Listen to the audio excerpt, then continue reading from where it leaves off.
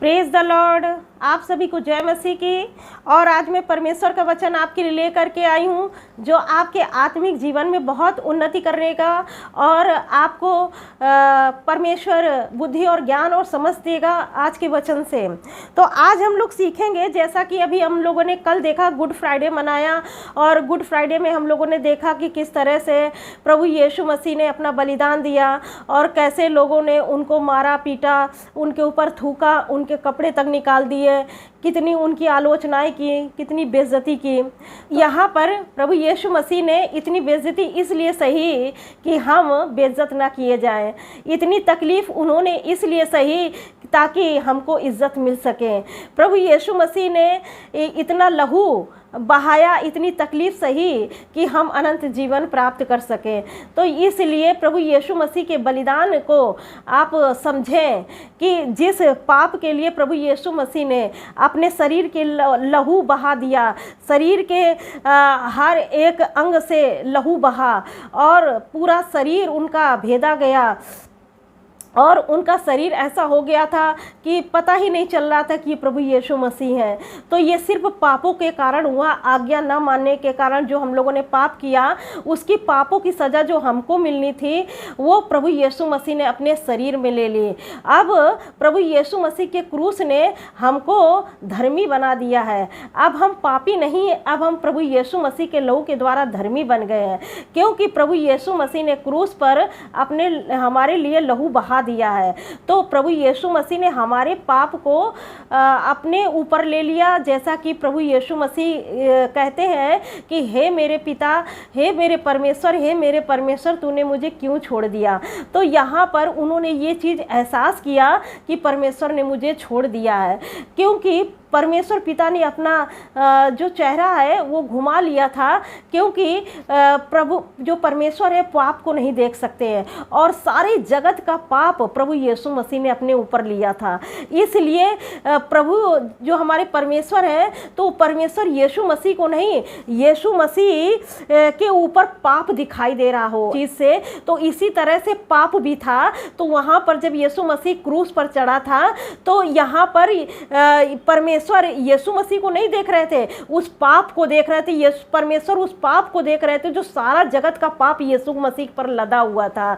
तो इसीलिए परमेश्वर पाप को बर्दाश्त नहीं कर सकते, इसीलिए उन्होंने अपना मुंह घुमा लिया था। तो इसीलिए प्रभु का वचन कहता है कि जब यीशु मसीह ने हमारे पापों की कीमत चुका दी है, हमारे लिए बलिदान चढ़ा दिया गया है, तो अब हमको जब प्रभु यीशु मसीह ने उद्धार दे दिया है तो हमें उसमें बने रहना है।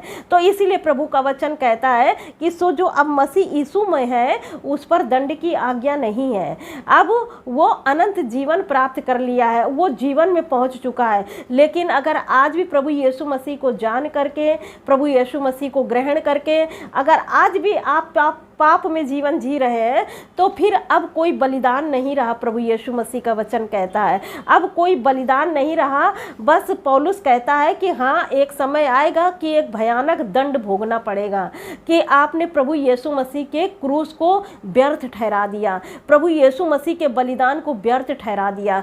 इसीलिए जब इतना बड़ा उपहार हमें परमेश्वर ने, जो सैल्वेशन है, उद्धार है, वो गिफ्ट में दे दिया है। हमने कुछ भी नहीं कमाया, कोई भी भले काम नहीं किए, लेकिन प्रभु ने ये गिफ्ट दे दिया, यीशु मसीह ने स्वयं गिफ्ट दे दिया कि हम सिर्फ उस पर विश्वास करेंगे और विश्वास करने के बाद में हम उसकी बातों को मानेंगे, तब हम परमेश्वर के राज्य में पहुंचेंगे।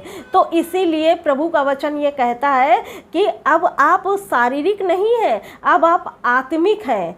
इसीलिए आपको अब शरीर के अनुसार नहीं चलना है, अब आत्मा के अनुसार चलना है।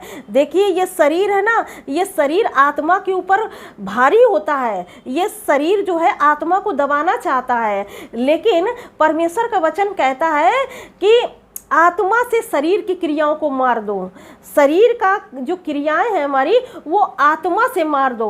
तो आत्मा के द्वारा अगर आप जीवित हैं तो आत्मा के अनुसार चले भी, प्रभु का वचन कहता है। तो इसीलिए प्रभु का वचन कहता है कि आपको जब क्रूस पर प्रभु यीशु मसीह ने अपने आप को बलिदान कर दिया है, आपके लिए स्वर्ग का द्वार खुल गया है, तो आप प्रभु यीशु मसीह में सच्चाई से अपना जीवन जिए।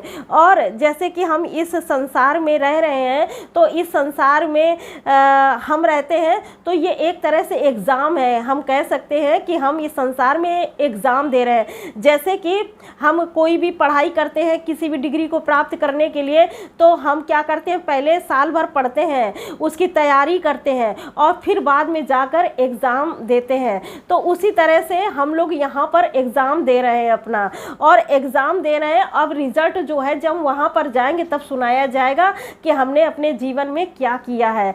तो इसीलिए अपने जीवन को बहुत ही जांचें और परखें। परमेश्वर ने एक बहुत बड़ी चीज़ दी है जो कि हम रुपया पैसा से नहीं खरीद सकते हैं। और आप और हम बड़े भाग्यशाली हैं कि प्रभु का अनुग्रह हमारे जीवन में हुआ है और प्रभु ने हमें अपना सैल्वेशन, अपना उद्धार दिया है, हमारे पाप माफ़ हो गए हैं। इसीलिए प्रभु का ये वचन कहता है कि आप प्रभु पर विश्वास करेंगे तो प्रभु यीशु के क्रूस के द्वारा, उसके बलिदान के द्वारा आप अनंत जीवन के अधिकारी होंगे। अब आपको कोई भी बलिदान नहीं चढ़ाना है, बस प्रभु यीशु मसीह पर विश्वास करना है और विश्वास करके आत्मा के अनुसार चलना है, उसकी बातों को मानना है। तो आप सैल्वेशन प्राप्त कर चुके हैं, आपका उद्धार हो गया। बस यीशु के पीछे अब आपको चलना है, जैसा यीशु चाहते हैं बस वैसा करते जाइए और आपको उद्धार मिल गया है।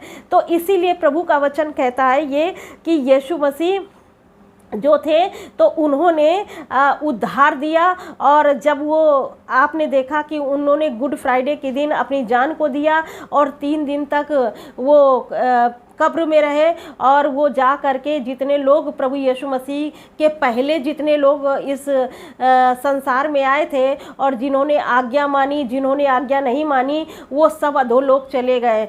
तो वहाँ पर अधोलोक में जब गए तब वहाँ पर प्रभु यीशु मसीह अपनी मृत्यु के दौरान जब वो मर गए तो उनका शरीर तो भले ही कब्र में रखा हुआ था, लेकिन उनकी आत्मा अधोलोक में गई और वहाँ पर जाकर प्रभु यीशु मसीह ने बताया कि बलिदान चढ़ाया जा चुका है, अब पापों की क्षमा यीशु मसीह के द्वारा मिल गई है। अब किसी को अधोलोक में नहीं रहना पड़ेगा। जो कोई प्रभु यीशु मसीह के नाम पर विश्वास करेगा वो अब अधोलोक में नहीं रहेगा, प्रभु यीशु मसीह के वो साथ में रहेगा, स्वर्ग में रहेगा। तो जो भी कोई प्रभु यीशु मसीह पर विश्वास करेगा, जिन्होंने प्रभु यीशु मसीह के आने से पहले आज्ञा नहीं मानी, जैसे कि नूह के दिनों में परमेश्वर ठहरा रहा, बर्दाश्त करता रहा है, और जो लोग अधोलोक में चले गए, खत्म हो गए, तो उनको भी सुसमाचार सुनाया गया।